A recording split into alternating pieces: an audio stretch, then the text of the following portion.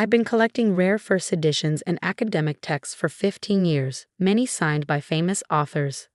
Books just collect dust, but fitness equipment gets used, Dad announced as the charity truck pulled away.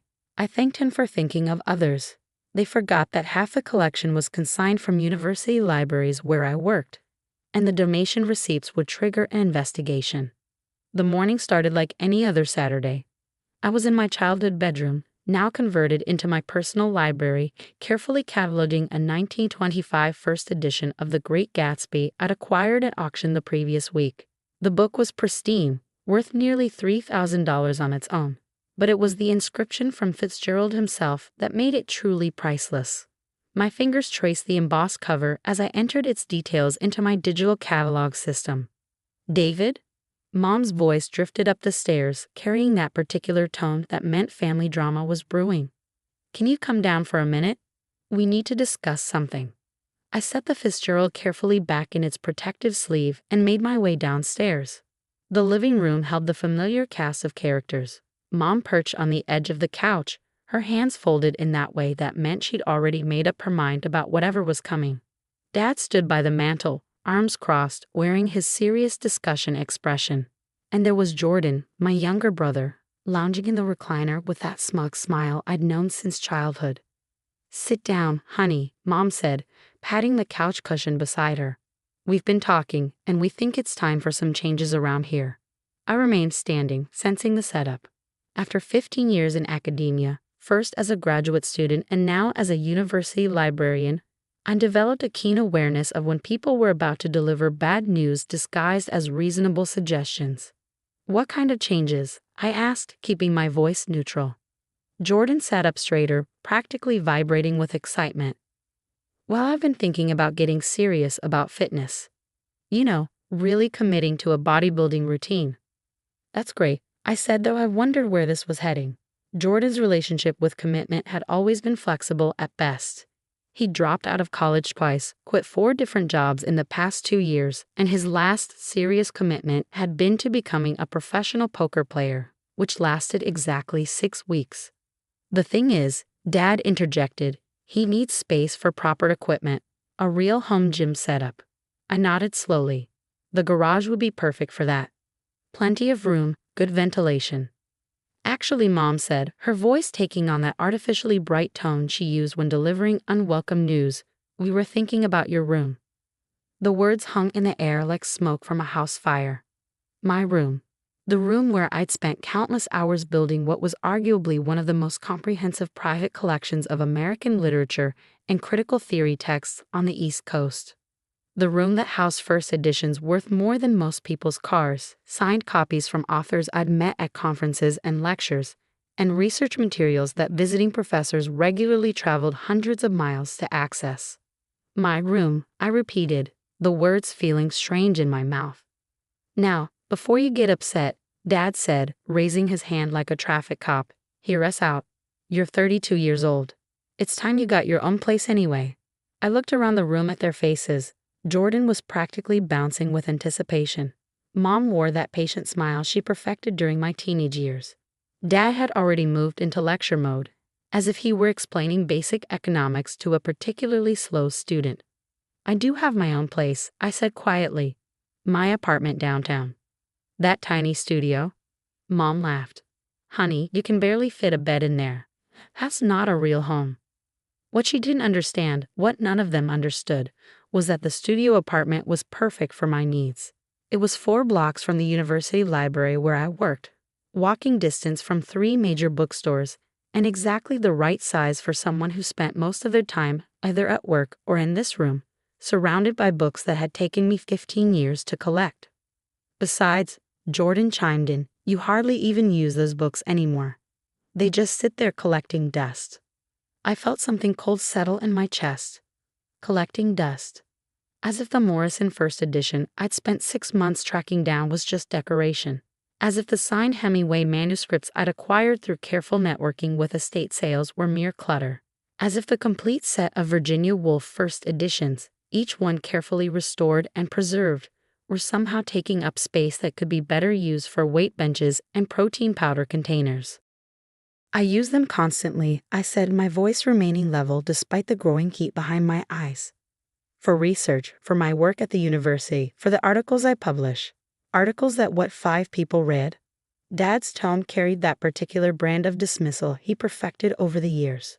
David, I'm not trying to be harsh, but let's be realistic about your career trajectory. You're a librarian at a small state university. You're not exactly setting the world on fire. The words hit like a slap, but I'd learned long ago not to react to his provocations.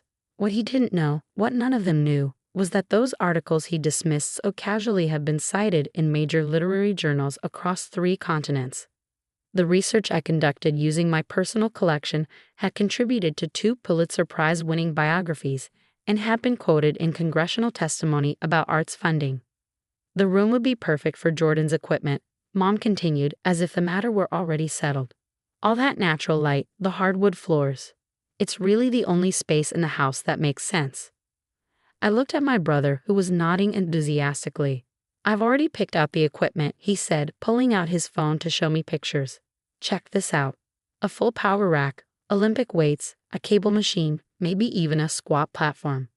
The irony wasn't lost on me. Jordan, who had never stuck with any physical activity for more than a few months, was planning to fill my carefully curated library with exercise equipment that would likely become expensive clothes hangers within 6 weeks. What about the books? I asked. Well, Mom said, exchanging a look with Dad. We've been thinking about that too.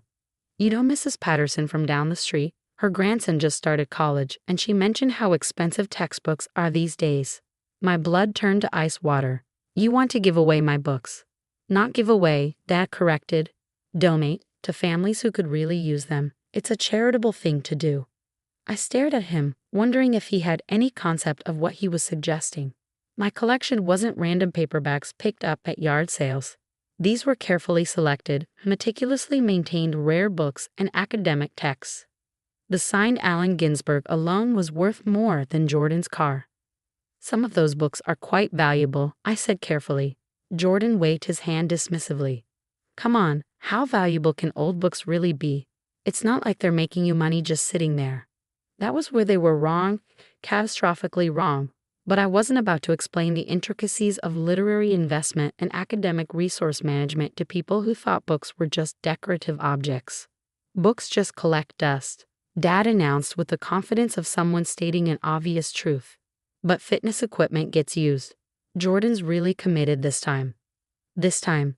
The phrase carried the weight of every abandoned project, every half-finished goal, every enthusiastic beginning that fizzled out when the novelty wore off.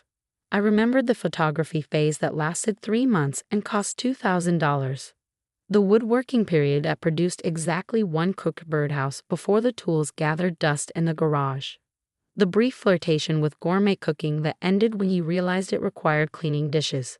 I appreciate the thought, I said slowly, but I prefer to keep my collection intact. The temperature in the room dropped several degrees. Mom's smile became strained. Dad's jaw tightened. Jordan stopped bouncing and leaned forward with the look of someone preparing for battle. David, Mom said, her voice taking on that patient tone she used when she thought I was being unreasonable. We're trying to help your brother get his life together. This could be exactly what he needs to build some discipline. Discipline. I almost laughed. The same person who had quit his job at the bank because getting up at 8 in the morning was too restrictive, was suddenly going to develop discipline through bodybuilding. Besides, Dad added, it's not like you own the room. This is our house, and we need to make decisions about how to use the space most effectively. There it was, the power play I'd been expecting, the reminder that despite being 32 years old, despite having a career and my own apartment, despite being the one family member who had never asked them for money or moved back home during tough times, I was still subject to their authority when it came to the space where I'd stored my life's work. I understand, I said quietly. You do. Mom brightened, clearly relieved that I wasn't going to fight them on this. Absolutely. Your house, your rules. Jordan grinned. Awesome. I was thinking we could clear everything out this weekend. I already called the charity that can pick up the books. My heart stopped. This weekend. No point in dragging it out, Dad said.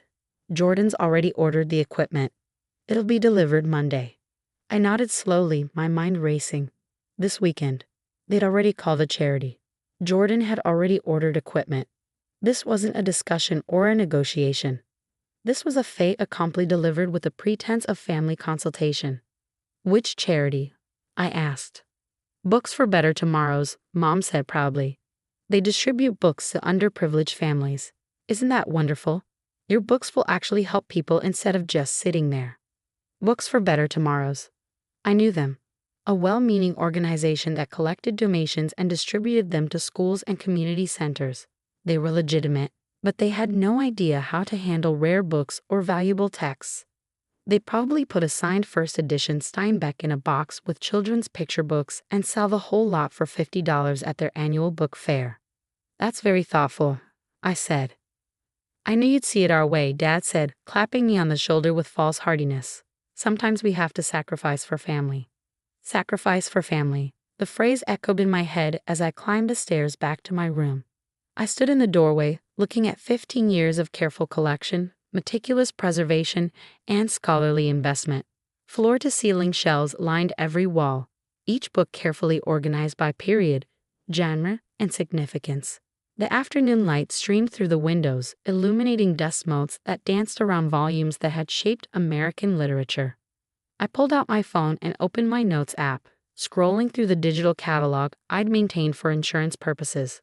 The total value listed at the bottom made my throat tighten. $247,000, not including the books that were technically on loan from the university's special collections, which I was authorized to house off-site for research purposes. Those books weren't mine to donate. They belonged to the university, and their disappearance would trigger not just an investigation, but potential criminal charges for theft of state property. The loan agreements filed with the university's legal department clearly stated that the books were to remain in my custody for ongoing research projects and could only be returned to the university or transferred to another qualified academic institution. But my family didn't know about those agreements. They'd never bothered to understand what I actually did for work, beyond the simplified explanation of librarian that they could file away and forget about. I sat down at my desk and opened my laptop. If they wanted to donate my books, I needed to make sure they understood exactly what they were doing. I pulled up the insurance documentation and began making copies of everything: appraisals, loan agreements, acquisition records, research citations. Then I called my insurance company. Heartfelt Insurance, this is Jennifer speaking. Hi Jennifer, this is David Chen. I need to update my personal property policy. Of course, Mr. Chen. What kind of changes are you looking to make? I need to file a change of custody notification for my book collection. It's being relocated against my wishes, and I want to make sure the coverage reflects the new circumstances. There was a pause. I'm sorry, could you clarify? Are you moving? No, the property is being donated by third parties who don't have legal ownership. I want to make sure that if anything happens to the collection during the transfer, the liability is properly documented. Another pause, longer this time. Mr. Chen, I think you might want to speak with our legal department about this situation. That would be helpful, yes. 20 minutes later, I'd spoken with 3 different people and filled out enough paperwork to document that I had explicitly objected to the donation and that any damages or losses would be the responsibility of the parties who had initiated the transfer without proper legal authority. Next, I called the university. Special Collections, this is Margaret. Hi Margaret, it's David. I need to discuss the materials I have on extended loan. Oh, hello David. Is everything all right with the research project? Margaret was the head of Special Collections, a formidable woman in her 60s who treated rare books like beloved children and researchers who mishandled materials like criminals. She'd known me for 8 years and trusted me with materials that most scholars could only access in the reading room under strict supervision. There's been a development. My family is insisting on donating my personal collection to charity, and they don't understand that some of the materials aren't actually mine to donate. The silence on the other end was deafening. Then, are you telling me that university property is about to be given away to a charity? I'm trying to prevent that, but I wanted to give you advance warning. David, those materials are irreplaceable. Some of them are the only surviving copies of certain manuscripts. If they're damaged or lost, I know. I'm working on a solution. You need to recover those materials immediately. I don't care what family drama is involved. Those books are the property of the state university system, and their loss would be a criminal matter. After I hung up, I sat in the quiet of my room, surrounded by the books that had defined my adult life. Each one represented hours of research, careful bidding at auctions, networking with estate sales, and building relationships with dealers and collectors. The Ginsberg had come from a private sale arranged through a professor who'd known the poet personally. The Morrison First Edition had been a gift from the author herself after the lecture series I'd organized. The Hemingway manuscripts had taken 3 years of patient negotiation with a collector's estate. But it wasn't just the monetary value. These books were the foundation of my research, the tools of my profession, the scaffolding that supported every article I'd published and every lecture I'd given.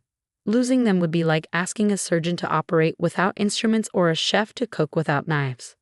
I heard footsteps on the stairs, and Jordan appeared in the doorway. "Hey, I brought some boxes," he said cheerfully, carrying a stack of cardboard containers. "Figured we could start packing tonight, get a head start on tomorrow." I looked at the boxes, then at my brother's eager face. He genuinely didn't understand what he was asking me to do. To him, books were interchangeable objects, as disposable as magazines or newspapers. The idea that I might have spent years building relationships to acquire specific editions, or that certain volumes were critical to ongoing research projects, simply didn't register in his worldview. "Jordan," I said carefully, "some of these books aren't mine to give away." He laughed. "What do you mean? They're in your room, aren't they?" "Some of them are on loan from the university for research purposes." His expression didn't change. "So, you can get them again later if you need them." I realized then that explaining the situation was pointless. Jordan lived in a world where everything was replaceable, where Google could answer any question, where the idea of rare or unique resources was as foreign as speaking ancient Greek. "I need to make some calls first," I said, "before we pack anything." "Calls to who?" "The university, my insurance company, the donors who helped me acquire some of these books."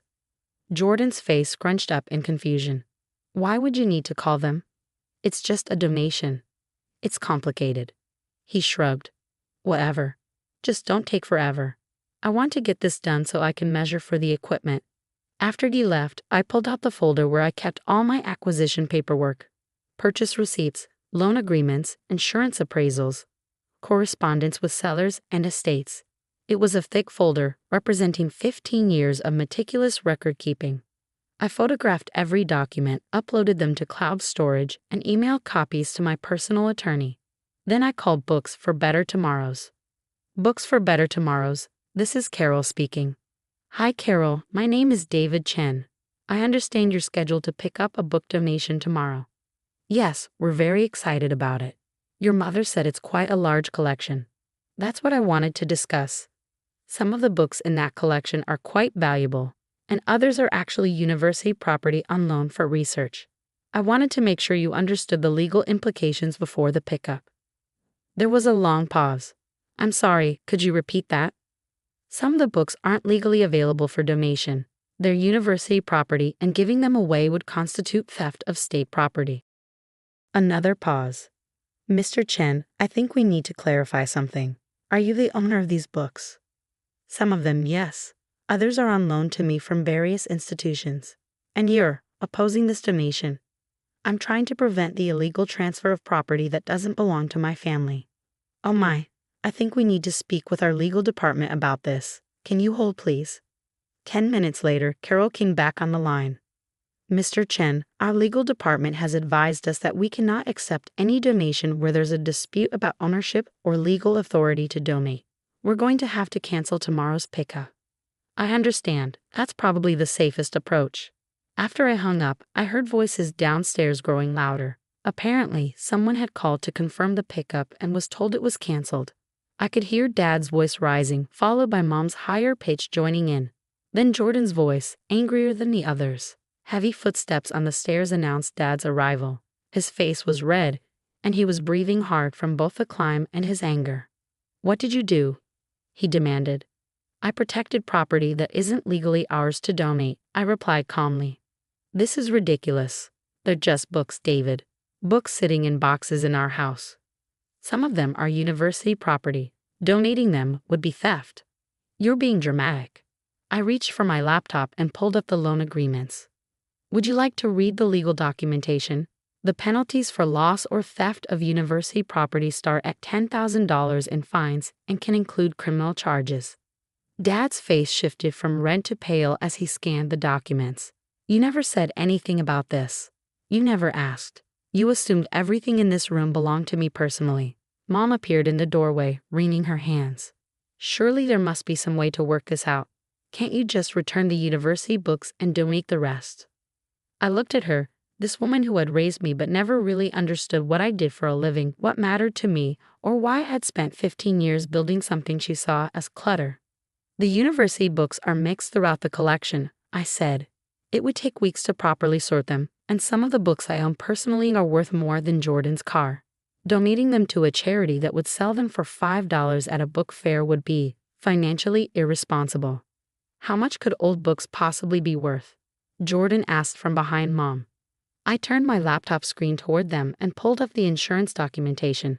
The page showed individual appraisals for some of the more valuable pieces. A signed Toni Morrison First Edition, $8,500. A complete set of Hemingway First Editions, $12,000. A signed Allen Ginsberg manuscript, $6,200. The room went silent. These numbers are made up, Jordan said finally. I pulled up the auction house website where I'd purchased the Morrison. The sale record was still online, showing the final bid price and my username as the winning bidder. Jesus Christ, Dad whispered. The total appraised value of the collection is just over $240,000, I said quietly, not including the university materials, which are technically priceless because they're one-of-a-kind manuscripts. Mom sat down heavily in my desk chair. We had no idea. No, I agreed. You didn't. Jordan was staring at the screen like it showed evidence of alien life. But they're just books. They're rare books, first editions, signed copies, research materials that scholars travel across the country to access. They're the tools of my profession and the foundation of my research. The silence stretched uncomfortably. Finally, Dad cleared his throat. Well, he said, I guess we need to rethink this whole situation. Do we? I asked. Because this morning you seemed quite certain that books just collect dust and that Jordan needed this room for his gym equipment. Dad's jaw tightened. That was before we understood the scope of the situation. The scope of the situation was the same this morning. The only thing that's changed is your awareness of the financial value. Now wait just a minute, Jordan interjected. I still need space for my equipment. Just because your books are expensive doesn't mean I don't have rights in this house too. I looked at my younger brother, seeing him clearly for perhaps the first time. Jordan, who had never bought a book in his adult life, who got his news from social media and entertainment from streaming services, who couldn't understand why anyone would need to own physical copies of anything when everything was available online. Now wait just a minute, Jordan interjected. I still need space for my equipment. Just because your books are expensive doesn't mean I don't have rights in this house too. I looked at my younger brother, seeing him clearly for perhaps the first time. Jordan, who had never bought a book in his adult life, who got his news from social media and entertainment from streaming services, who couldn't understand why anyone would need to own physical copies of anything when everything was available online. You're absolutely right, I said. You do have rights in this house. But you don't have the right to destroy property that doesn't belong to you, and you don't have the right to force me to give away 15 years of work. So what are you saying? Mom asked. I'm saying that if Jordan needs space for a gym, the garage would work perfectly, or the basement, or he could join an actual gym like most people do. But I want the home gym experience, Jordan protested. I want to be able to work out whenever I want in my own space. Then perhaps you should buy your own home, I suggested. The suggestion hung in the air like a challenge. Jordan still lived at home at 28, nominally saving money for his own place, but spending most of his income on gadgets, games, and impulsive purchases that kept him perpetually broke. That's not fair, Mom said. Jordan's working on getting established. So was I. At his age, the difference is that I actually got established. Dad's face was getting red again. You don't need to be insulting. I'm not being insulting. I'm being accurate. Jordan has had 10 years of adulthood to establish himself, and he's chosen to remain financially dependent on you. That's fine, but it doesn't give him the right to demand that I give up my life's work to accommodate his latest hobby. It's not a hobby, Jordan snapped. I'm serious about this. Like you were serious about photography, and woodworking, and poker, and cooking. Jordan's face flushed. This is different. How? Because it is, I can feel it. I nodded thoughtfully. Tell you what, prove it. Join a gym for 6 months. Show up every day. Build the habit. Demonstrate the commitment. If you can do that, we can revisit the conversation about space. That's not the same thing. It's exactly the same thing, except it doesn't require me to sacrifice my collection to enable your experiment. The room fell silent again. I could see the wheels turning in their heads. The slow realization that they'd walked into a situation they didn't understand and couldn't easily control. Look, Dad said finally, maybe we can find a compromise here. I'm listening. What if Jordan sets up his gym in the garage and we convert part of the basement into additional storage for your books? I considered this. The basement was dry and climate controlled and would actually provide better conditions for long-term book storage than my current room. That could work, I said, with proper shelving and organization.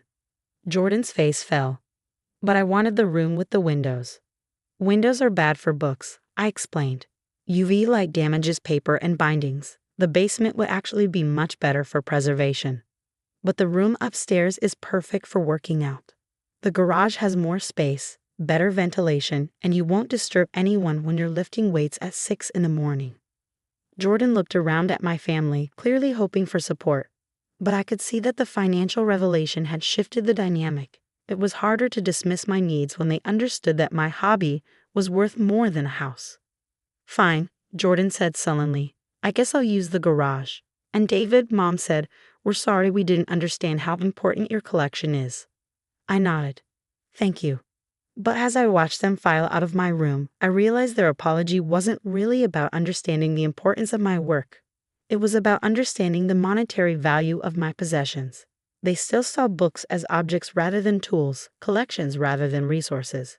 The only difference was that now they knew these particular objects were expensive. Over the next few days, I began moving my collection to the basement. I hired professional book movers, installed climate control systems, and designed a library space that was actually superior to my old room. The university was relieved to know their materials would be in an even more secure environment. Jordan began setting up his gym in the garage, though his enthusiasm seemed somewhat dampened by the compromise. He'd ordered less equipment than originally planned, perhaps realizing that having a home gym was less appealing when it wasn't taking someone else's space.